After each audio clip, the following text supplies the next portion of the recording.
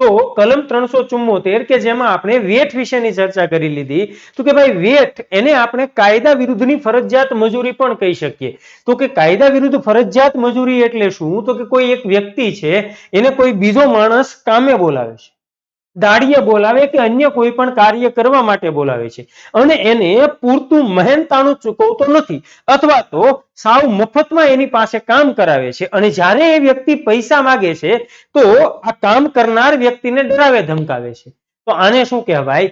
વેઠ કરાવી કહેવાય. આપણે વેઠ ઉતારતા હોઈએ ભણવામાં, અહીંયા શું કહે છે? વેઠ કરાવવી એટલે કે કાયદા વિરુદ્ધની એની પાસે મજૂરી કરાવી, તો એને પણ ગુનો ગણવામાં આવ્યો છે. મિત્રો આવા ગુનાઓ છે એ હાલના સમયે તમને બહુ ઓછા જોવા મળશે, કારણ કે હાલના સમયે આ જે કાયદા વિરુદ્ધની ફરજિયાત મજૂરી છે એ સમાજમાં આપણે બહુ જોવા મળતી હોતી નથી. તો આ કોન્સેપ્ટ છે એ પૂછાવાની શક્યતા પણ ખૂબ ઓછી રહેલી છે. એના પછી મિત્રો અગત્યનો કોન્સેપ્ટ છે આઈપીસી કલમ 375. કલમ 375 અને કલમ 375 માં વ્યાખ્યા આપવામાં આવી છે બળાત્કાર. તો આ જે બળાત્કાર છે એને આપણે એક મહા અપરાધ તરીકે પણ ઓળખીએ છીએ. કયા ગુના તરીકે ઓળખી શકીએ? મહા અપરાધ તરીકે. આપણા સમાજને કલંકિત કરનાર ગુનો તો એ કલમ 375 હેઠળનું કાર્ય બળાત્કારનો ગુનો. હવે મિત્રો બળાત્કાર કોને કહેવાય? તો કે જ્યારે કોઈ એક પુરુષ છે એ કોઈ સ્ત્રી સાથે એની સંમતિ વગર, એની ઈચ્છા વિરુદ્ધ, કોઈ પુરુષ છે એ કોઈ સ્ત્રી સાથે તેની સંમતિ વગર અને એની ઈચ્છા વિરુદ્ધ એની સાથે જે શારીરિક સંભોગ કરે છે એને શું કહેવાય? બળાત્કાર કહેવામાં આવશે. તો કે પુરુષ છે જે સ્ત્રી પર દુષ્કર્મ આચરે છે તો આ દુષ્કર્મ છે એને આપણે શું કહીએ છીએ? બળાત્કારનો ગુનો ગણીએ છીએ. મિત્રો આ જે બળાત્કારની વ્યાખ્યા અત્યારે મેં જે તમને આપી છે એ એકદમ સરળ શબ્દોમાં આપી છે, જે આપણા બધાના મનમાં કંઈક આવી જ વ્યાખ્યા બળાત્કારની પડેલી હોય છે. હવે સમજો, પણ આપણો જે ઇન્ડિયન પિનલ કોડ છે એ બળાત્કારની વ્યાખ્યા આનાથી પણ કંઈક વિસ્તૃત આપે છે. તો કે પુરુષ છે એ પોતાના શિશ્નને સ્ત્રીના યોનિમાર્ગ, મૂત્રમાર્ગ કે ગુદાની અંદર કોઈ પણ સીમા સુધી પ્રવેશ આવે તો એને શું કહેવાય? એને બળાત્કારનો ગુનો કહેવામાં આવે છે. બીજો મુદ્દો કે પુરુષ છે એ પોતાના શિશ્ન સિવાયના કોઈ ભાગને જો સ્ત્રીના જાતીય અંગોને સ્પર્શ કરાવે છે કે જેથી પુરુષ પોતાનું શિશ્ન છે એ સ્ત્રીના યોનિમાર્ગ, મૂત્રમાર્ગ કે ગુદામાં કોઈ પણ સીમા સુધી પ્રવેશ કરાવી શકે તો એને પણ શું કહેવામાં આવશે? બળાત્કાર કહેવામાં આવશે. ટૂંકમાં સામાન્ય શબ્દોમાં એવું કહી શકાય કે પુરુષ છે એ આ સંભોગ કરવાની ઈચ્છાથી કોઈ પણ પોતાના શરીરનો ભાગ છે એ સ્ત્રીના જાતીય અંગોને સ્પર્શ કરાવે છે તો સ્ત્રીના જાતીય અંગોને જે સ્પર્શ કરાવે છે એને શું કહેવાય? એને બળાત્કારનો ગુનો કહેવામાં આવે છે. તો મિત્રો આવી એક વિસ્તૃત વ્યાખ્યા છે એ બળાત્કારની આપણા કાયદાની અંદર આપવામાં આવી છે. તો હવે સમજો મિત્રો, આ જે વ્યાખ્યા આપણા કાયદામાં આપી છે એમાં એક બે અપવાદો રહેલા છે અને એ અપવાદો કયા કયા અપવાદો છે? તો આપણે વાત કરવી છે એ બંને અપવાદો વિશે. ઓકે, અપવાદ એટલે કે 15 વર્ષથી, આ સમજો મિત્રો, 15 વર્ષથી ઓછી વયની ન હોય તેવી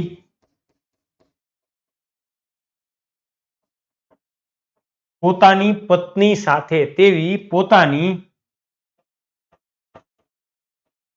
સાથે કરેલ સંભોગ એ બળાત્કાર ગણાતું નથી.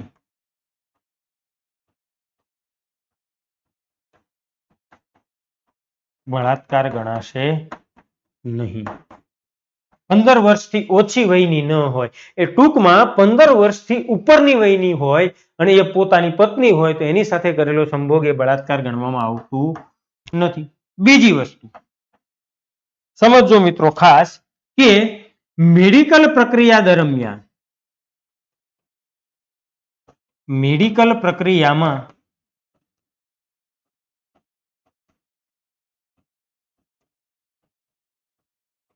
દરમિયાનગીરી એ બળાત્કારનો ગુનો બનશે નહીં. એ બળાત્કારનો ગુનો બનતો નથી. મેડિકલ પ્રક્રિયામાં દરમિયાનગીરી એ બળાત્કારનો ગુનો બનતો નથી. હવે આ બંને અપવાદોમાંથી તમને પ્રશ્ન પૂછાઈ શકે કે નીચેનામાંથી કયું કૃત્ય એ બળાત્કારની વ્યાખ્યામાં સમાવવામાં આવ્યું નથી. આવું કરી અને તમને પ્રશ્ન પૂછી શકે તો એમાં શું આવશે? એક તો 15 વર્ષથી ઓછી વયની ન હોય તેવી, જો 15 વર્ષથી ઓછી વયની હોય એવી પોતાની પત્ની સાથેનો સંભોગ, તો એને પણ આપણો ઇન્ડિયન પિનલ કોડ શેમાં સમાવિષ્ટ કરે છે? બળાત્કારમાં સમાવિષ્ટ કરે છે. મેડિકલ પ્રક્રિયામાં દરમિયાનગીરી એ બળાત્કારનો ગુનો બનતો નથી, તો કે મેડિકલ પ્રક્રિયામાં જે દરમિયાનગીરી થાય છે તો એ પણ બળાત્કારનો ગુનો ગણવામાં આવતું નથી. તો આ અપવાદોને બાદ કરતા બાકી તમામ જાતીય જે કૃત્યો છે એનો સમાવેશ શેમાં કરી લેવામાં આવ્યો છે? બળાત્કારની વ્યાખ્યામાં કરવામાં આવ્યો છે. ત્યાર પછી મિત્રો કલમ 376, કલમ 376 માં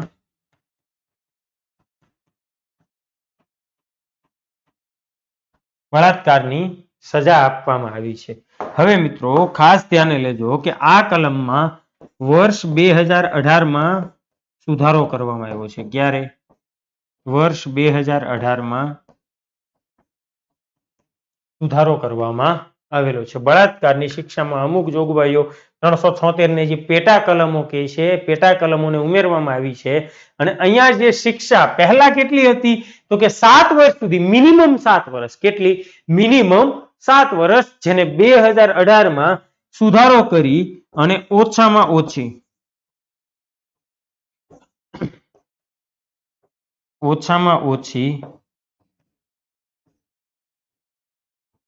10 વર્ષ સુધીની કેદમાં ફેરવવામાં આવી.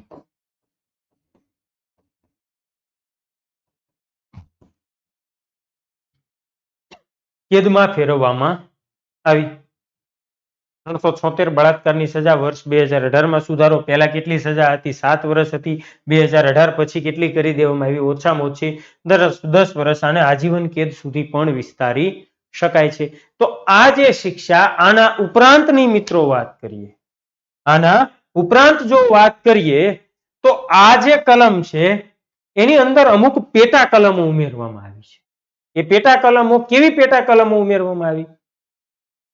તો પહેલા છે એ માત્ર બળાત્કારની શિક્ષા જ હતી કે ભાઈ બળાત્કારની સજા એટલે કલમ 376. એની સાથે બીજા કોઈ સ્પષ્ટીકરણો કરી અને કોઈ જોગવાઈઓ કરેલી નહોતી. જ્યારે 2018 પછી અમુક સ્પષ્ટીકરણો કરવામાં આવ્યા. તો કેવા સ્પષ્ટીકરણો? કે પોલીસ અધિકારી છે પોતાની કસ્ટડીમાંની કોઈ સ્ત્રી પર બળાત્કાર કરે છે, એ પણ બળાત્કાર ગણવામાં આવશે. જેલની અંદર રહેલી સ્ત્રી પર એ જેલના કોઈ કર્મચારી દ્વારા બળાત્કાર કરવામાં આવે તો એ પણ બળાત્કાર ગણાય છે. કોઈ રિમાન્ડ હોમ, કોઈ સુધાર ગૃહમાં રહેલી કોઈ સ્ત્રી હોય એની સાથે બળાત્કાર કરવામાં આવે તો એ પણ 376 ની અંદર સમાવિષ્ટ કરી લીધું. ત્યાર પછી કોમી રમખાણો દરમિયાન જ્યારે સ્ત્રીઓ પર બળાત્કાર કરવામાં આવે તો પણ એ કલમ 376 માં સમાવી લેવામાં આવ્યું. જેમ કે મણિપુર હિંસા તમે લઈ શકો તો ત્યાં જે સ્ત્રીઓ પર બળાત્કારો થયા છે, રેપ કરવામાં આવ્યા છે, તો એ પણ કલમ 376 હેઠળ સમાવી લેવામાં આવ્યું છે. એના પછી મિત્રો કોમી રમખાણો જે વિસ્તારમાં થયા છે એ વિસ્તારમાં કોઈ સશસ્ત્ર દળને એપોઇન્ટ કરવામાં આવ્યું હોય, ત્યાં ફરજ બજાવવા માટે નીમવામાં આવ્યા હોય, ત્યાં રાખવામાં આવ્યા હોય, અને આ સૈન્ય દળનો કોઈ સભ્ય છે, આ સૈન્ય દળનો કોઈ સભ્ય છે, એ વિસ્તારમાંની કોઈ સ્ત્રી છે એના ઉપર જો બળાત્કાર કરશે તો એ પણ કલમ 376 માં લઈ લેવામાં આવ્યું. પછી પોલીસ અધિકારી પોતાના પોલીસ સ્ટેશન એરિયાની અંદર એમાં રહેલી કોઈ સ્ત્રી પર બળાત્કાર કરે છે તો એ પણ કલમ 376 અંતર્ગત બળાત્કારના ગુનામાં સમાવી લેવામાં આવ્યું છે. આના ઉપરાંત મિત્રો આ તો વાત હતી માત્ર બળાત્કારની શિક્ષાની. હવે એનાથી આગળ વધીને જે પીએસઆઈ ની તૈયારી કરે છે એ લોકો માટે આના પછી જે નવી ઉમેરવામાં આવેલી કલમ, આપણે એને પેટા કલમો કહીશું નહીં, પરંતુ એ નવી ઉમેરવામાં આવેલી કલમો છે એ કલમો વિશેની વાત કરીએ. કલમ 376 એ, એબી, બી, સી, ડી, ડીએ, ડીબી, 376 ઈ. તો આ જે બધી કલમો જે નવી ઉમેરવામાં આવેલી છે એ કલમો વિશેની ચર્ચાઓ. એમાં સૌપ્રથમ કલમ 376 એ. કલમ 376 એ ભોગ બનનારનું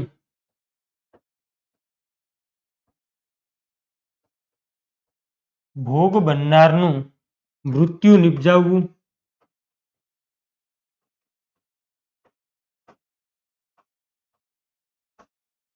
અથવા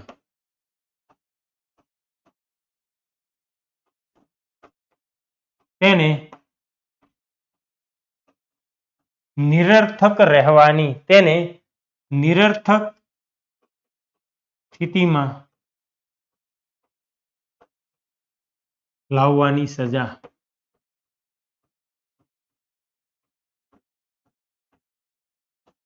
ભોગ બનનારનું મૃત્યુ નિપજાવવું. આ જે ભોગ બનનાર વ્યક્તિ છે એનું મૃત્યુ નિપજાવવું અથવા તો એ નિરર્થક થઈ જાય, એનું જીવન કેવું થઈ જાય, અર્થ વગરનું થઈ જાય, એવી સ્થિતિમાં લાવવાની શિક્ષા.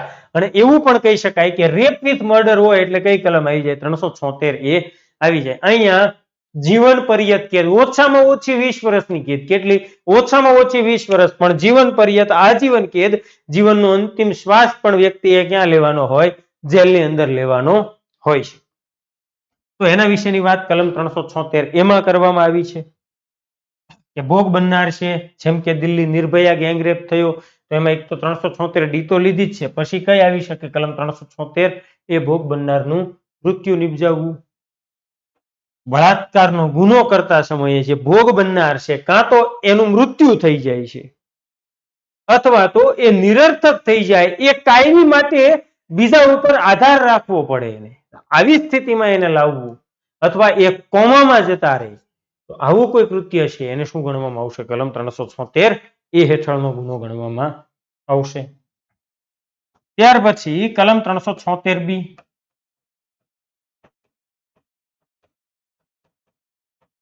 376 બી વિયોજનના હુકમ દરમિયાન અથવા વિયોજન દરમિયાન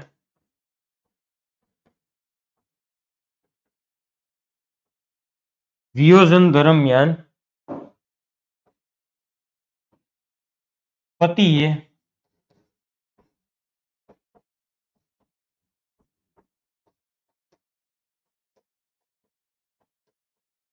પત્ની સાથે કરેલો સંભોગ એ પણ શું ગણાય?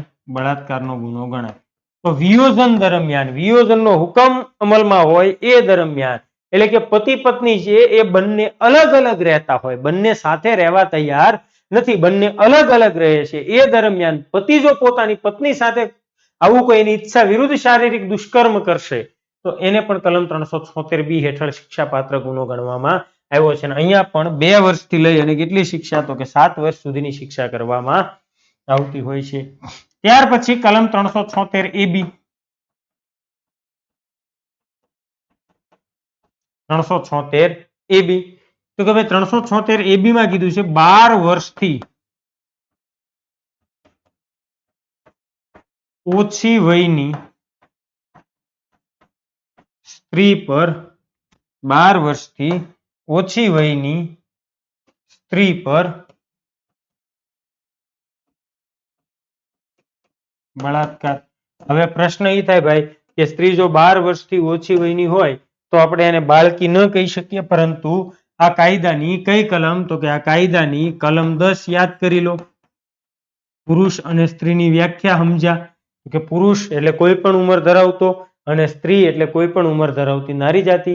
એને શું ગણવામાં આવશે? સ્ત્રી ભલે 5 વર્ષની હોય, વર્ષ દિવસની હોય કે 7 દિવસની હોય, પણ એનો શેમાં સમાવેશ કરવામાં આવશે?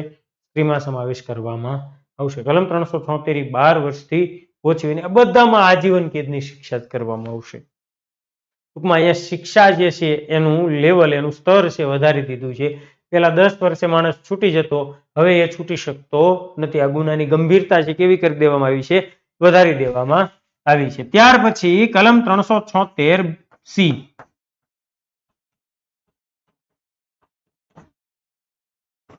પોતાની કસ્ટડીમાં રહેલી, પોતાની કસ્ટડીમાં રહેલી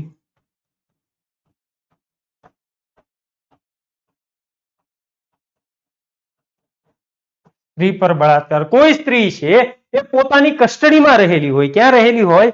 પોતાની કસ્ટડીમાં રહેલી હોય. કસ્ટડીમાં એટલે શું? તો કે પોતાના તાબામાં રહેલી હોય. કોઈ પોલીસ અધિકારી છે, કોઈ સ્ત્રીને ધરપકડ કરી અને પોલીસ સ્ટેશને લાવે છે. તો અહીંયા પોલીસ સ્ટેશને જ્યારે એ સ્ત્રીને લાવ્યા તો એ સ્ત્રી એ પોલીસ કસ્ટડીમાં કહેવાય. ટૂંકમાં કોઈ પણ વ્યક્તિની દેખરેખ હેઠળ કોઈ સ્ત્રી હોય, પોતાની કસ્ટડીમાં રહેલી સ્ત્રી પર એના ઉપર બળાત્કાર કરશે તો એ કઈ કલમ હેઠળનો ગુનો બનશે? કલમ 376C હેઠળનો. અને ત્યાર પછી કલમ 376D, જેને આપણે સામૂહિક બળાત્કાર તરીકે ઓળખીએ છીએ. સામૂહિક બળાત્કાર, જેને કહેવામાં આવે છે ગેંગ રેપ. વર્ષ 2012 નો એ કેસ, દિલ્હી નિર્ભયા ગેંગ રેપ. તો કહેવાય કેવું જઘન્ય અપરાધ કહી શકાય. અને એના પછી એન્ટી રેપ લો લાવવામાં આવ્યો 2013માં. પછી છે એ આ કલમની અંદર શું કરવામાં આવ્યું? પુષ્કળ સુધારા કરવામાં આવ્યા. અને એ નિર્ભયા કેસમાં જે 5 દુષ્કર્મીઓ, 5 આરોપીઓ છે, એમાં જે ફાંસીની શિક્ષા કરવામાં આવી, એક તો પોતાની ઉંમરનો લાભ લઈ અને છૂટી શકે છે, કારણ કે આપણા કાયદાની અમુક લિમિટેશન છે, એને સુધારવાનો મોકો પણ આપવો પડે છે. પરંતુ જે બીજા ગુનેગારો હતા એને જે ફાંસીની શિક્ષા કરી છે એ આપણી ન્યાયપાલિકાનું ખરેખર ખૂબ સરાહનીય પગલું હતું કે જેથી કરીને અન્ય કોઈ વ્યક્તિ છે આવો ગુનો કરતા અચકાય. તો આપણી ન્યાયપાલિકા છે આમાં ખરેખર ખૂબ કહી શકાય એવો સરાહનીય કહી શકાય એવો ચુકાદો છે આપણી ન્યાયપાલિકા દ્વારા આપવામાં આવ્યો છે. તો કે સામૂહિક બળાત્કાર ગેંગ રેપ કોને કહેવાય? તો કે જ્યારે 2 કે તેથી વધુ વ્યક્તિ હોય, જ્યારે 2 કે તેથી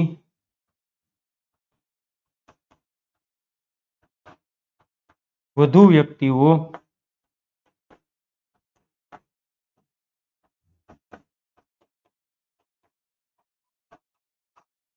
સામાન્ય ઈરાદો પાર પાડવા માટે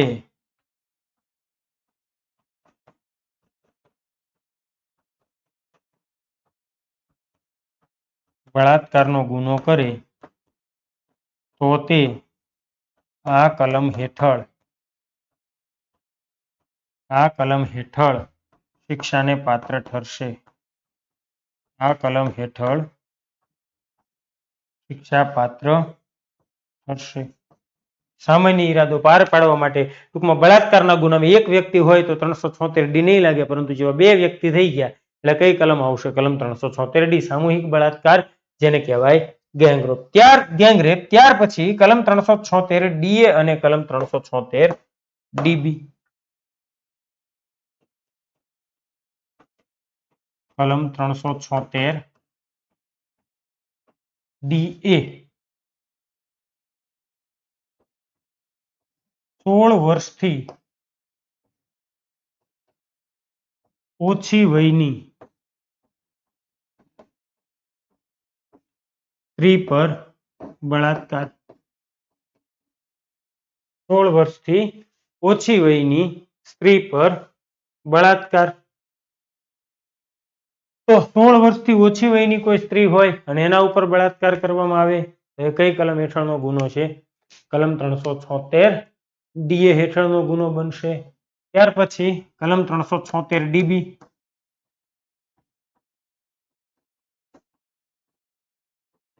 12 વર્ષથી ઓછી વયની સ્ત્રી પર સામૂહિક બળાત્કાર. ફાંસીની શિક્ષાને પાત્ર ગુનો ગણવામાં આવશે, અથવા તો આજીવન કે 16 વર્ષથી ઓછી વયની સ્ત્રી પર અને 12 વર્ષથી ઓછી વયની સ્ત્રી પર સામૂહિક બળાત્કાર કલમ 376DA અને DB ની અંદર જોગવાઈ છે. એના પછી મિત્રો કલમ 376E, કલમ 376E વારંવાર બળાત્કારનો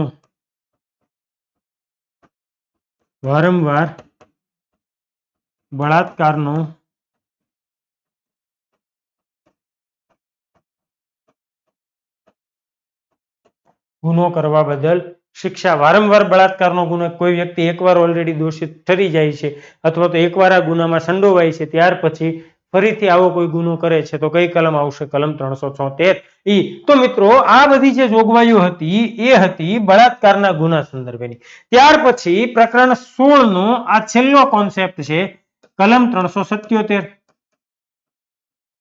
કલમ 377 સૃષ્ટિક્રમ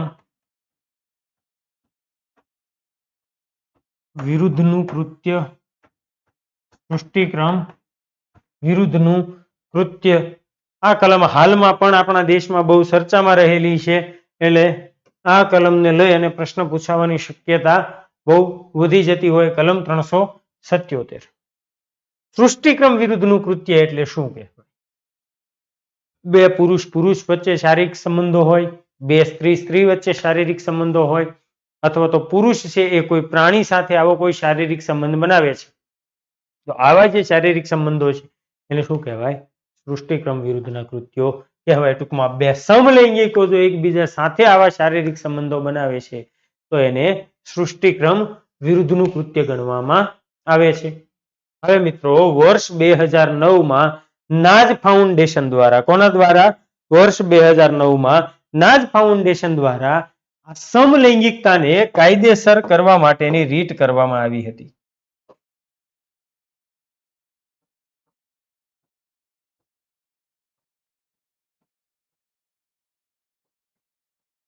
વર્ષ 2013 કોના દ્વારા? નાજ ફાઉન્ડેશન દ્વારા.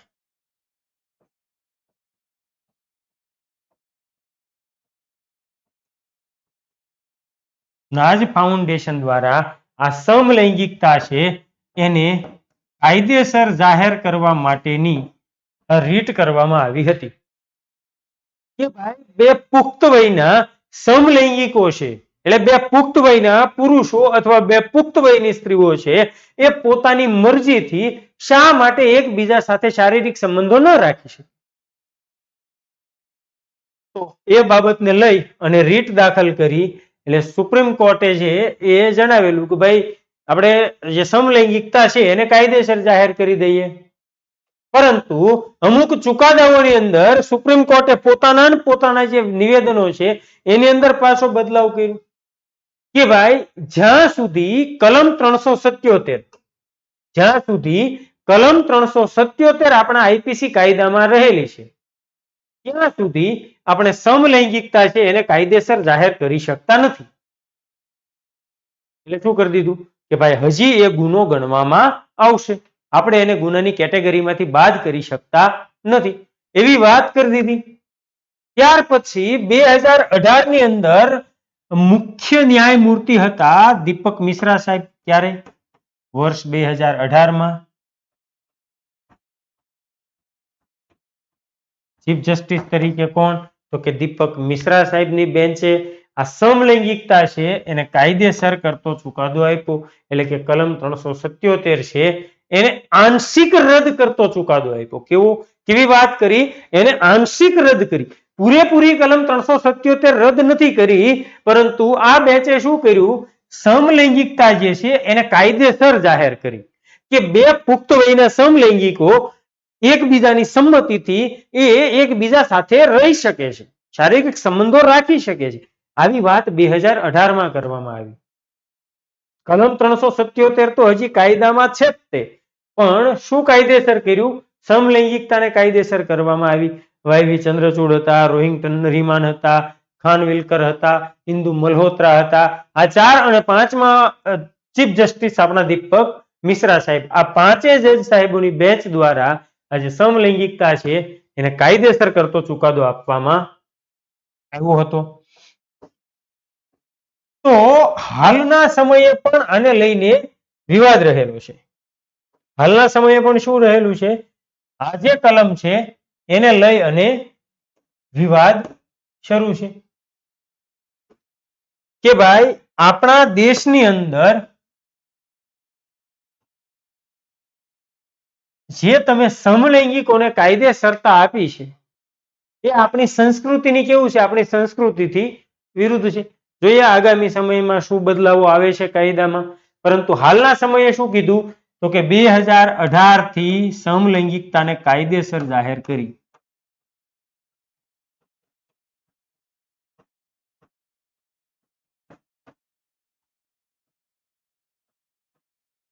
દીપક મિશ્રા સાહેબ વાળી બેન છે. હવે ખાલી સમલૈંગિકતા કાયદેસર થઈ, કલમ 377 રદ કરી નથી. સમજો. બીજી વસ્તુ, હાલના સમયે પણ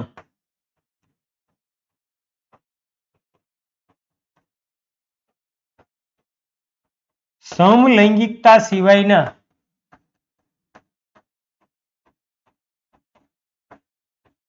આ કલમ હેઠળના કૃત્યો, આ કલમ હેઠળના કૃત્યોને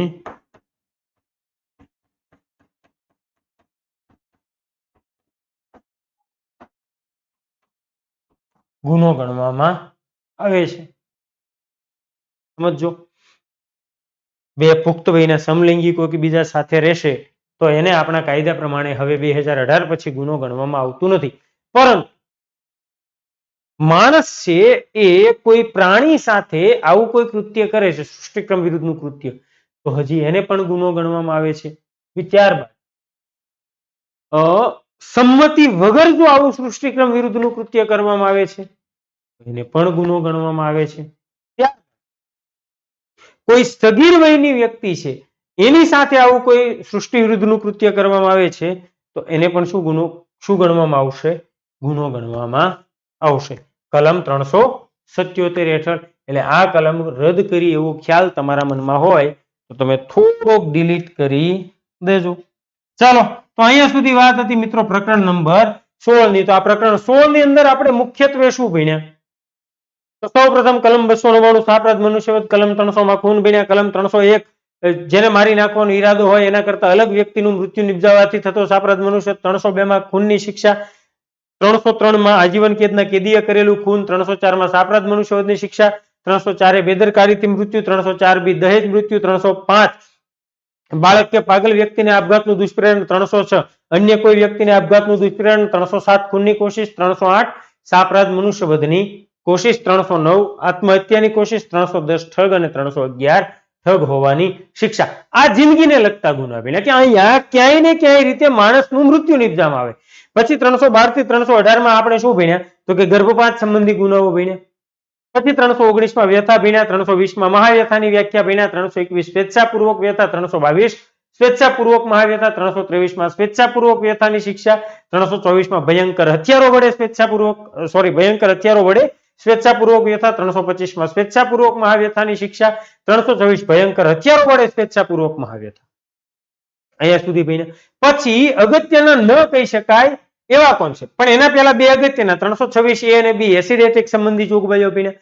327 થી લઈને 338 સુધીમાં આપણે શું ભણ્યા? તો કે કોઈની મિલકત પડાવી લેવા માટે વ્યથા કે મહાવ્યથા કરવામાં આવતી હોય એના સંબંધી જોગવાઈઓ, કોઈને બળજબરીથી કબૂલાત કરાવવા માટે 330-31 માં ભણ્યા. રાજ્ય સેવકને વ્યથા કે મહાવ્યથા 32-33 માં ભણ્યા. ઉશ્કેરાટના કારણે વ્યથા કે મહાવ્યથા કલમ 334-35 માં ભણ્યા. પછી બીજાઓની જિંદગી કે શારીરિક સલામતી જોખમમાં મુકાય તેવા કૃત્યો 336 માં ભણ્યા. 37 માં બીજાઓની જિંદગી શારીરિક સલામતી જોખમમાં મુકાય તેવા કૃત્યથી વ્યથા અને મહાવ્યથાની વાત, વ્યથાની વાત 37 માં અને મહાવ્યથા 38 માં ભણ્યા. 39-40 માં ગેરકાયદે અવરોધ અને ગેરકાયદે અટકાયત વિશેની વાતો કરી. 41-42 માં એની શિક્ષા, 43 માં 3 કે તેથી વધુ દિવસ સુધી અટકાયત, 44 માં 10 કે તેથી વધુ દિવસ, 45 માં જેને છોડી મૂકવાની રીત કાઢવામાં આવી છે તેવા કોઈ વ્યક્તિની અટકાયત અને 46 માં ગુપ્ત સ્થાનમાં ગેરકાયદે અટકાયત. 47-48 માં બળજબરીથી મિલકત કઢાવી લેવા માટે કે કોઈ ગેરકાયદેસરનું કૃત્ય કરવા માટે, તો 347-48 માં બળજબરીથી કબૂલાત કરાવવા માટે અથવા મિલકત પરત કરવાની ફરજ પાડવા માટે અટકાયતમાં રાખો તો 348 છે. પછી 349, 50 અને 51 બળ, ગુનાહિત બળ અને હુમલા વિશેની વાત કરી છે. 352 માં ગુનાહિત બળ અને હુમલાની શિક્ષાની જોગવાઈ જોઈ. 353 રાજ્ય સેવક ઉપર હુમલો. 354 માં આપણે સ્ત્રીની લાજ લેવાની ઈરાદે હુમલો. પછી જે હુમલાના 5 ગંભીર પ્રકારો જોયા તો એ 355 થી લઈને 358 સુધી ભણ્યા. 357 સુધી ભણ્યા. 358 ની અંદર છે આપણે ઉશ્કેરાટના કારણે હુમલા કે ગુનાહિત બળની શિક્ષા વિશે વાત કરી લીધી. 359 થી આપણે અપહરણ ભણ્યા. 359 માં કીધું કે અપહરણના બે પ્રકારો છે, એક તો ભારતમાંથી અપહરણ ને બીજું કાયદેસરના વાલીપણામાંથી અપહરણ, જેમાં 360 માં ભારતમાંથી અપહરણ, 361 માં કાયદેસરના વાલીપણામાંથી અપહરણ અને 362 માં અપનયનની શિક્ષા વિશે વાત કરી. 363 અપહરણની સજા, 363 એ ભીખ મંગાવવાના ઉદ્દેશથી કોઈ બાળકનું ભીખ માંગવા માટે તમે અપહરણ કરો છો, મંગાવવા માટે અપહરણ કરો છો, 63 આવશે. 64 માં કીધું ખૂન કરવાનો, કોઈને મારી નાખવાના ઈરાદે અપહરણ. 64 માં કીધું મુક્તિદંડ માટે અપહરણ, કે કોઈને અટકાયતમાં રાખ્યો છે, એનું અપહરણ કરી લીધું છે, પછી એની છોડવાની કિંમત માંગો છો, તો 364 આવશે. તો આજે બધા પ્રકારો જોયા. 66 માં જોયું લગ્ન વગેરે કરવાના ઈરાદાથી અપહરણ, સગીરની ખરીદી, સગીરનું વેચાણ કરવું. 370 ની અંદર અગત્યની કલમ તરીકે માનવ તસ્કરી, હ્યુમન ટ્રાફિકિંગ ને ભણ્યા. 70 માં આજે હેરફેર કરાયેલા વ્યક્તિ, જેનું હ્યુમન ટ્રાફિકિંગ થયું છે, એવા વ્યક્તિનું શોષણ કરવા વિશેની વાત. 71, 72, 73 ગુલામોના વેપાર કરવા સંબંધી વેશ્યાવૃત્તિ માટે સગીરોની ખરીદી, સગીરનું વેચાણ કરવા બાબત 72, 73 ભણ્યા. 74 માં વેડ ભણ્યા. 75 માં બળાત્કાર, 76 માં બળાત્કારની સજા. ત્યાર પછી આજના લેક્ચરમાં જે 76 એમાં ભણ્યા ભોગ બનનારનું મૃત્યુ નિપજાવવું કે એને નિરર્થક સ્થિતિમાં લાવવું. 76 એ બી માં શું ભણ્યા તો 12 વર્ષથી ઓછી વયની સ્ત્રી પર બળાત્કાર. 76 બી માં વિયોજનના હુકમ અન્વયે એ સમયગાળા દરમિયાન પતિ છે પત્ની સાથે સંભોગ કરે છે, પોતાની કસ્ટડીમાં રહેલા. 376 ગેંગરેપ છે. 76 ડીએ છે 16 વર્ષથી ઓછી વયની. 76 ડીબી છે 12 વર્ષથી ઓછી વયની સ્ત્રી પર ગેંગરેપ. 376 વારંવાર બળાત્કાર. અને કલમ 377 કે જે આજના પ્રકરણ 16 ની છેલ્લી કલમ હતી, એ સૃષ્ટિક્રમ વિરુદ્ધના કૃત્યો વિશેના તમામ તથ્યોનો અભ્યાસ કર્યો. ત્યાર પછી મિત્રો આગળ વધીએ પ્રકરણ નંબર 17.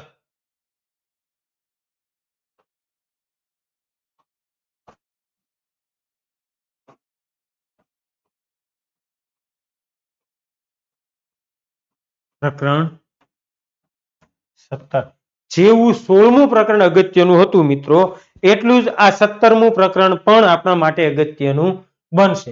અને પ્રકરણ 17 માં આપવામાં આવ્યા છે મિલકત સંબંધી ગુનાઓ. કેવા ગુનાઓ?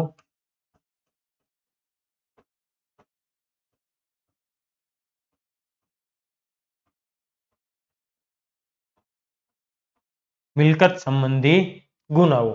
એમાં વાત કરીએ તો કે કલમ આપી છે 378 થી 462 સુધી. ક્યાં સુધીની કલમો આપી છે? 378 થી 462 સુધી. તો જેમ આપણે પ્રકરણ 16 ની અંદર પહેલા મુખ્ય કોન્સેપ્ટો જોયા હતા, એમ પ્રકરણ 17 ની અંદર પણ પહેલા એના મુખ્ય કોન્સેપ્ટ જોઈ લઈએ કે અહીંયા મુખ્ય કેવા ગુનાઓ છે.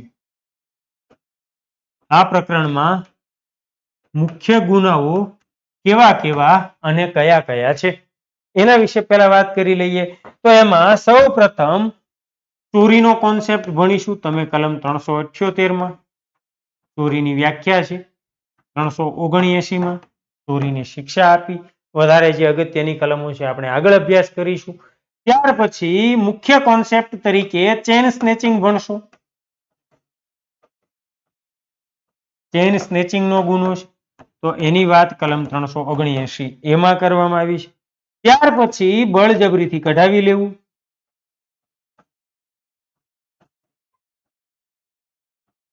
કઢાવી લેવું, આની વાત કલમ 383, 384 માં તમે ભણશો. ત્યાર પછી કોન્સેપ્ટ આવે છે મિત્રો લૂંટ. તો કે લૂંટની વ્યાખ્યા 390, સજા 392 માં ભણશો. લૂંટ પછી કોન્સેપ્ટ અગત્યનો છે ધાડ. તો કે ધાડની સજા 391 અને એની વ્યાખ્યા 391 અને શિક્ષા 395 માં ભણશો. ખૂન સાથે ધાડ કોન્સેપ્ટ છે કલમ 396 માં ભણશો. ચોરીની ટોળીમાં સામેલ થવું, ધાડ પાડુઓની ટોળીમાં સામેલ થવું, ધાડ પાડવા માટે એકઠા થવું, ધાડ પાડવાની તૈયારી કરવી, બધી 399, 400, 401, 402 ના અંદર તમે બધી જોગવાઈઓ ભણશો. ત્યાર પછી એક કોન્સેપ્ટ ભણશો ગુનાહિત દુર્વિનિયોગ.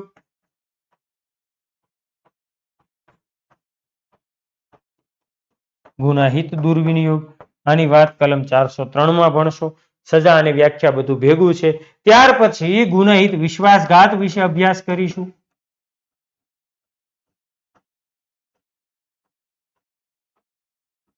ગુનાહિત વિશ્વાસઘાત, તો આના માટે 405, 406 માં અભ્યાસ કરી. તમે ખાલી અહીંયા જે સ્ટાર્ટિંગમાં જે આ બે પ્રકરણના મુખ્ય કોન્સેપ્ટ લખું ને, એના કૌંસમાં જે કલમ લખું ને, એ કલમો તૈયાર કરી લો ને, તો બેઠે બેઠો કલમ સંબંધી જે આંકડાકીય કલમનો પ્રશ્ન પૂછાય છે કે ભાઈ ગુનાહિત વિશ્વાસઘાત કઈ કલમમાં છે, તો 400 તમારું ક્લિયર થઈ જાય. આ એટલા માટે લખું છું અહીંયા, બાકી આપણો કોઈ એવો ઉદ્દેશ્ય નથી. ત્યાર પછી ચોરીનો માલ આવશે એક કોન્સેપ્ટ. તો આના માટે તમે 410 માં વ્યાખ્યા ભણશો. ત્યાર પછી આવશે કોન્સેપ્ટ ઠગાઈ. 415 થી 420 માં આ ઠગાઈ વિશેની વાત કરશો. ત્યાર પછી આવશે મિલકતનો બગાડ કરવો. 425 426 માં મિલકતના બગાડ વિશેની વાત કરશો. પછી મિત્રો આવશે કોન્સેપ્ટ ગુનાહિત અપપ્રવેશ.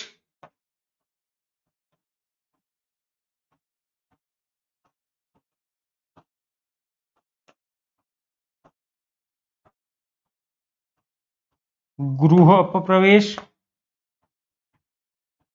ઘરફોડ. જો હું ગુપ્ત ગૃહ પ્રવેશ, રાત્રે ગુપ્ત ગૃહ પ્રવેશ, રાત્રે ઘરફોડ એ એના પેટા લખતો નથી, કારણ કે એ આપણે તમને કલમમાં આગળ સમજાવવાના છીએ.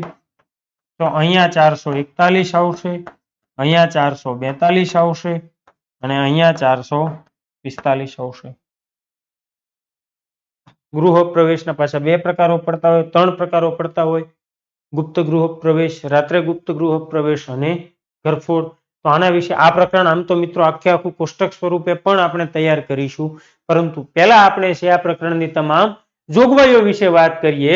એ જોગવાઈઓની અંદર સૌપ્રથમ પહેલો કોન્સેપ્ટના આપણે શ્રી ગણેશ કરવા છે અને એ કોન્સેપ્ટ છે આપણો ચોરીનો. કયો કોન્સેપ્ટ છે મિત્રો? ચોરી વિશેની વાત કરવી છે. ચોરી નથી કરવી, ચોરી વિશેની વાત કરવી છે. જેમાં સૌપ્રથમ કોન્સેપ્ટ લઈએ આપણે ચોરી. બહુ વ્યવસ્થિત આપણે છે આ કોન્સેપ્ટને સમજવાના પ્રયત્નો કરીશું. જેમાં સૌપ્રથમ મિત્રો વ્યાખ્યાની વાત કરું તો કે ચોરીની વ્યાખ્યા આઈપીસી ની કલમ 378 માં આપવામાં આવી છે. કઈ કલમમાં આપી છે? 378 માં આપી છે. ત્યાર પછી ચોરીની શિક્ષા કઈ કલમમાં? તો કે ચોરીની સજા આઈપીસી ની કલમ 379 માં આપવામાં આવી છે.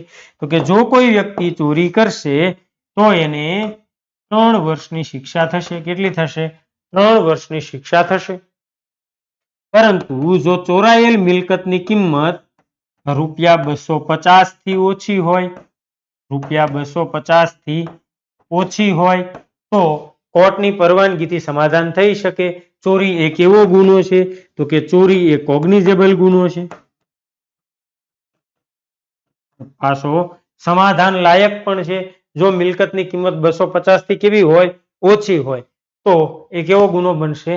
સમાધાન લાયક ગુનો બનશે. તો ચોરીની વ્યાખ્યા સૌપ્રથમ કલમ 378 માં. ચોરીની શિક્ષા કઈ કલમમાં? કલમ 379. 17મું પ્રકરણ અને 16મું પ્રકરણ આપણે જે ભણ્યા તમારે એટલું જ તૈયાર કરવાનું, બધું બાકી કઈ તૈયાર કરવાનું નથી ને આપણે કઈ બાકી છોડશું નહીં, એ ફાઇનલ છે. તો ચોરીની વ્યાખ્યા કઈ કલમમાં? ફરી એકવાર રિપીટ કરો, કલમ 378. ચોરીની શિક્ષા કઈ કલમમાં? રિપીટ કરો, કલમ 379. સજા કેટલી છે? કે સજા છે 3 વર્ષની. હવે મિત્રો મારે વ્યાખ્યા લખવી છે ચોરીની, કે ચોરી કોને કહેવાય? ચોરી એટલે શું? તો કે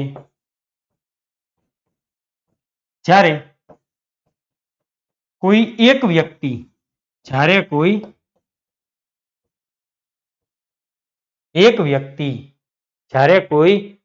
વ્યક્તિ અન્ય વ્યક્તિની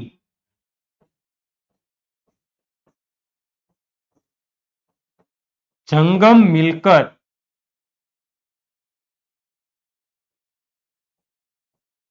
બદ ઈરાદાથી લઈ લે અથવા ખસેડે તો તેને ચોરી ગણવામાં આવે છે. આ એક સામાન્ય ખાલી મેં વ્યાખ્યા લખી છે કે ચોરી એટલે શું મિત્રો? તો કે જ્યારે કોઈ એક વ્યક્તિ એ અન્ય વ્યક્તિની કેવી મિલકત? જંગમ મિલકત. જ્યારે કોઈ એક વ્યક્તિ અન્ય વ્યક્તિની જંગમ મિલકત બદ ઈરાદાથી, કેવા ઈરાદાથી? હું તમને ચોરીના જ્યારે મુખ્ય તત્વો લખાવીશ ત્યારે આ શબ્દો તમને બહુ કામ લાગશે. એટલે મેં જ્યાં અંડરલાઈન કરી છે એને ધ્યાને રહેજો. જ્યારે કોઈ એક વ્યક્તિ અન્ય વ્યક્તિની જંગમ મિલકત બદ ઈરાદાથી લઈ લે અથવા ખસેડે તો તેને ચોરી ગણવામાં આવે છે. હવે સિમ્પલ ભાષામાં મિત્રો, શુદ્ધ ગુજરાતીમાં તમે સમજો, ચોરી એટલે શું? કોઈ પણ વ્યક્તિની મિલકત છે ને એને બઠાવી લેવી, આને શું કહેવાય? ચોરી કહેવાય. કોઈનો સારો મોબાઈલ જોયો, ખીચામાં મસ્ત, અને મન ગળ્યું કે આ મોબાઈલ મારી પાસે નથી. હવે આ મોબાઈલ આપણે શું કરીએ છીએ? એને ખબર વગરનો લઈ લઈએ છીએ. એને ખબર વગરનો આ મોબાઈલ લઈ લઈએ છીએ. અહીંયા આપણે શું કર્યું ગણાય? ચોરી કરી ગણાય. ટૂંકમાં કોઈ પણ વ્યક્તિની મિલકત એની સંમતિ વગર, એની જાણ બહાર લઈ લેવી, બદ ઈરાદાથી લઈ લેવી, એને પાછો આપવાનો આપણો ઈરાદો નથી, તો એને શું કહેવાય? ચોરી કરી ગણાય. આ વ્યાખ્યા છે. હવે મારે તમને લખાવા છે ચોરીના ગુનાના મુખ્ય તત્વો. ચલો એના માટે પણ આપણે થોડીક વાત કરીએ. ઓકે,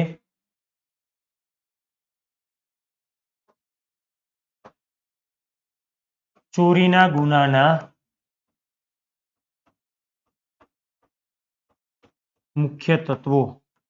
ચોરીના ગુનાના મુખ્ય તત્વો કે કેવું કેવું કાર્ય હોય, કેવા કેવા તત્વો જોવા મળે તો તમે એને ચોરી કહી શકો. ઓકે, એક તો મિલકત છે કેવી હોવી જોઈએ? જંગમ હોવી જોઈએ. એવી મિલકત જંગમ હોવી જોઈએ. બીજી વસ્તુ આ મિલકત છે કે બદ ઈરાદાથી લેવાય હોવી જોઈએ. બદ ઈરાદાથી. ત્રીજું તત્વ કોઈના કબજામાંથી મેળવી હોવી જોઈએ. કોઈના કબજામાંથી મેળવી હોવી જોઈએ. ચોથું તત્વ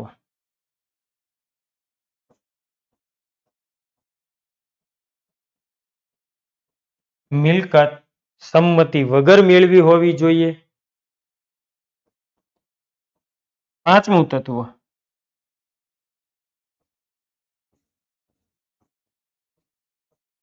મિલકત ખસેડવી જરૂરી છે.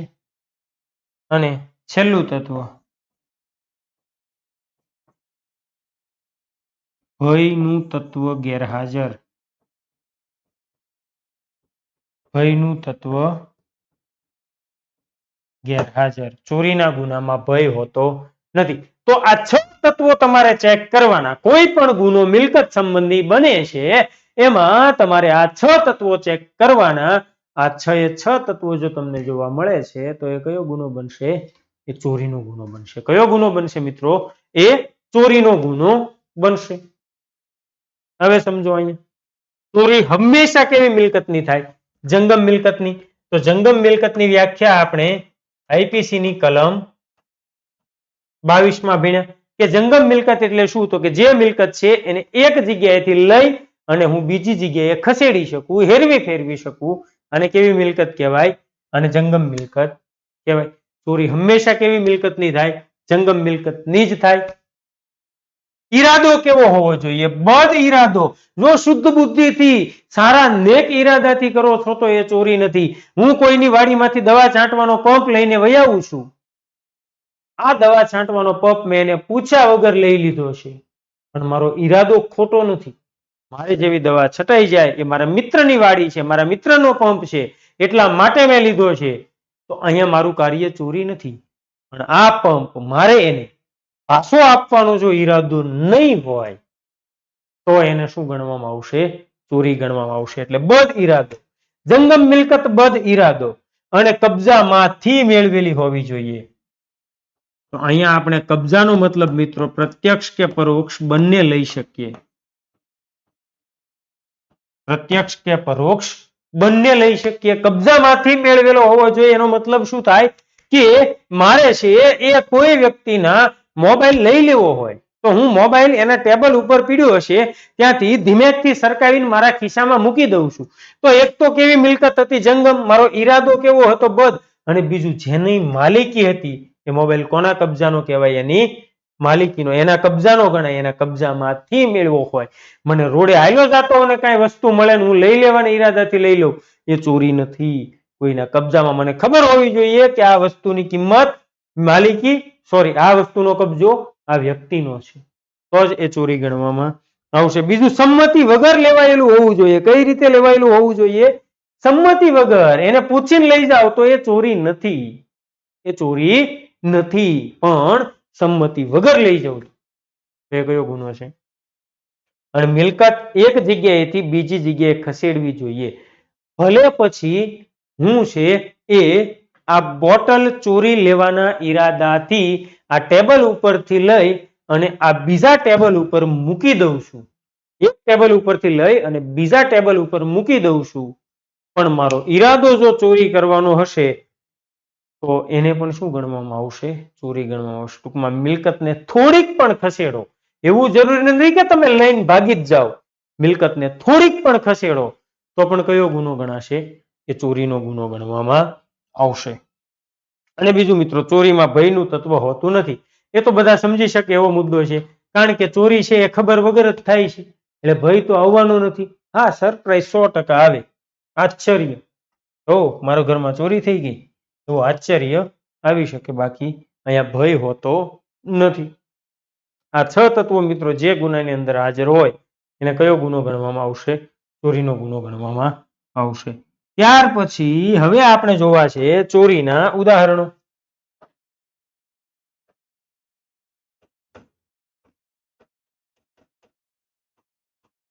ચોરીના ગુનાના ઉદાહરણો ભણવા છે. પ્રથમ ઉદાહરણની વાત કરીએ તો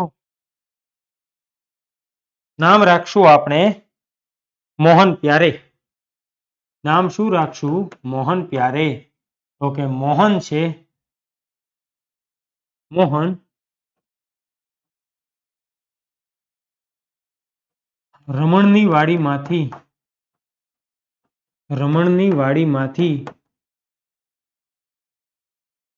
આંબા પરની કેરીઓ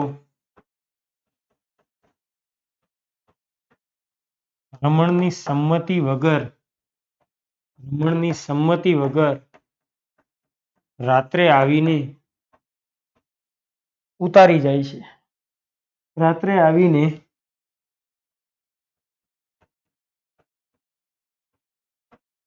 ઉતારી જાય છે, તો અહીં મોહન પ્યારેએ ચોરી કરી ગણાય, અથવા ચોરીનો ગુનો કર્યો ગણાય. આ પહેલું ઉદાહરણ છે. મોહન શું કરે છે? રમણની વાડીમાં મસ્ત મજાનું આંબાનું ઝાડ છે, એ આંબાના ઝાડ ઉપર મસ્ત મજાની કેરીઓ છે, એ કેરીઓ લઈ લેવાના ઈરાદાથી એની સંમતિ વગર રાત્રે જ્યારે રમણને એનો પરિવાર છે બધા ઘરે જતા રહે છે, એ પછી રાત્રિના સમય આવે છે અને આંબો વીડી જાય છે. તો અહીંયા મોહન પ્યારેએ કયો ગુનો કર્યો ગણાય? ચોરીનો ગુનો કર્યો ગણાય. અને હવે આના જે તત્વો છે એ તત્વો તમે વિચારો. આગળ આપણે કેટલા તત્વો લખ્યા ચોરીના ગુનાના? 6 તત્વો લખ્યા છે. એ 6 તત્વો તમે તમારા મગજમાં રાખજો. એ 6 તત્વોની વાત કરીએ તો કે મોહન રમણની વાડીમાંથી આંબા પરની કેરીઓને જેવી મોહને તોડી, એટલે આ કેરીઓ કેવી મિલકત થઈ ગઈ? જંગમ મિલકત થઈ ગઈ. સંમતિ વગર, 2 તત્વો પૂર્ણ, જંગમ મિલકત, સંમતિ વગર ઉતારી જાય છે, અને ઉતારીને વયો ગયો એટલે ત્રીજું તત્વ પણ પૂર્ણ થઈ ગયું કે મિલકતને શું કર્યું? એને ખસેડી. અને ઈરાદો કેવો હતો? બદ ઈરાદો હતો, નહીતર તો સંમતિથી ન લઈ જાય ભાઈ, બદ ઈરાદો પણ સાબિત થઈ ગયો અહીંયા. અને બીજું કે અહીંયા રમણને પાછો ભય નહીં લાગે, કારણ કે એ તો ઘરે સૂતો હશે, એને સરપ્રાઈઝ મળશે સવારે કે કે ઓ કાલે તો આપણે કેરીઓના ભાવ ગણતા હતા કે 20 મણ કેરી ઉતરશે અને એ 15,000 ની થશે, 20,000 ની થશે. સવારે આવ્યા તો સપાસટ આંબા ઉપર કંઈ છે નહીં. અહીંયા રમણને શું મળે છે? સરપ્રાઈઝ. બરોબર છે. તો આ 5 તત્વો આ ગુનામાં પૂર્ણ થાય એટલે એ ચોરી ગણાય. હવે તમારે મને કમેન્ટમાં જવાબ આપવાનો છે. બધાય જવાબ આપશે. ઉદાહરણ રહેશે આપણા મોહન પ્યારેનું તે. તો કે એક આપણો મોહન પ્યારે છે એ રસ્તા પર ચાલ્યો જાય છે. રસ્તા પર ચાલ્યો જાય છે. રસ્તા પરથી તેને 10 લાખ રૂપિયા ભરેલો 10 લાખ રૂપિયા ભરેલો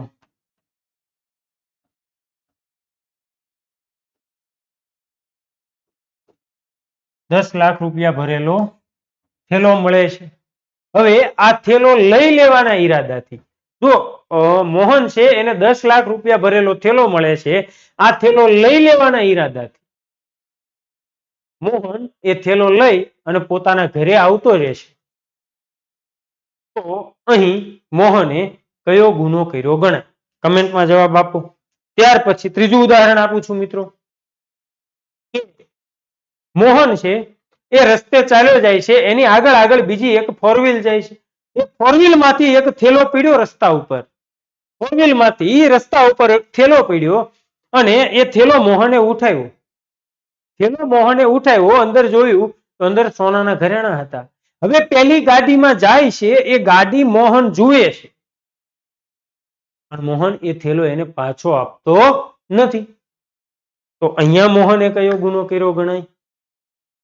ત્રીજી વસ્તુ, મોહન પોતાની ઘડિયાળ છે એક ઘડિયાળીને ત્યાં રિપેર કરાવવા માટે આપે છે. હવે એ ઘડિયાળી છે એ મોહનને પોતાની ઘડિયાળ પાછી આપતો નથી. ઘડિયાળી શું કરે છે? મોહનને પોતાની ઘડિયાળ પાછી આપતો નથી. એટલે મોહન છે એ ઘડિયાળી દુકાનમાં ન હોય ત્યારે દુકાનમાં પ્રવેશીને એ ઘડિયાળ લઈને ત્યાંથી નીકળી જાય છે. અહીંયા મોહનની પોતાની ઘડિયાળ હતી પણ એ ઘડિયાળી જ્યારે દુકાનમાં ન હોય ત્યારે મોહન અંદર પ્રવેશીને ઘડિયાળ લઈને નીકળી જાય છે. તો મોહને કયો ગુનો કર્યો ગણાય? તો મિત્રો આ દરેકે દરેક ઉદાહરણના છે તમારે મને જવાબ આપવાના રહેશે. ત્યાર પછીની કલમની વાત કરીએ મિત્રો તો કલમ 379 છે કે જેના અંદર ચોરીની શિક્ષા આપવામાં આવી છે કે જો કોઈ વ્યક્તિ છે એ ચોરીનો ગુનો કરશે, જો કોઈ વ્યક્તિ કયો ગુનો કરશે? ચોરીનો ગુનો કરશે તો તેને કેટલી શિક્ષા કરવામાં આવશે? 379 પ્રમાણે 3 વર્ષની શિક્ષા કરવામાં આવશે. કેટલી શિક્ષા કરવામાં આવશે મિત્રો? 3 વર્ષની શિક્ષા કરવામાં આવશે. તો પ્રકરણ 17 નો એક કોન્સેપ્ટ આપણે લીધો અને પ્રકરણ 16 નો એક કોન્સેપ્ટ બળાત્કારનો જે બાકી છોડ્યો હતો આપણે એ મુદ્દાને પૂર્ણ કર્યો. અને પ્રકરણ 17 માં આપણે પહેલો ચોરીનો કોન્સેપ્ટ. તો કે ભાઈ ચોરી એટલે શું? તો કે જ્યારે કોઈ એક વ્યક્તિ બીજા વ્યક્તિના કબજામાંથી એની જંગમ મિલકત બદ ઇરાદાથી એને પૂછા વગર લઈ લે તો એને ચોરી કરી કહેવાય. કોઈ વ્યક્તિ છે એ કોઈનું પાકીટ ખીચામાંથી કાઢી લે ખબર વગર, કયો ગુનો કરે છે? ચોરીનો ગુનો કરે છે. એ જ રીતે કોઈના ટેબલ ઉપર સોનાની વીંટી પડી હોય એ વીંટી આપણે લઈ અને ખીચામાં મૂકી દઈએ છીએ લઈ લેવાના ઈરાદાથી, તો પણ શું કર્યું કહેવાય? ચોરીનો ગુનો કર્યો ગણાય. તો મિત્રો અહીંયા સુધીનો કોન્સેપ્ટ પૂર્ણ કર્યો. નેક્સ્ટમાં આપણે હવે ચર્ચા કરવી છે કલમ 383 બળજબરીથી કઢાવી લેવું. પણ એના પહેલા વાત કરી લેવી છે એક નાના એવા કોન્સેપ્ટ ચેઇન સ્નેચિંગ વિશે.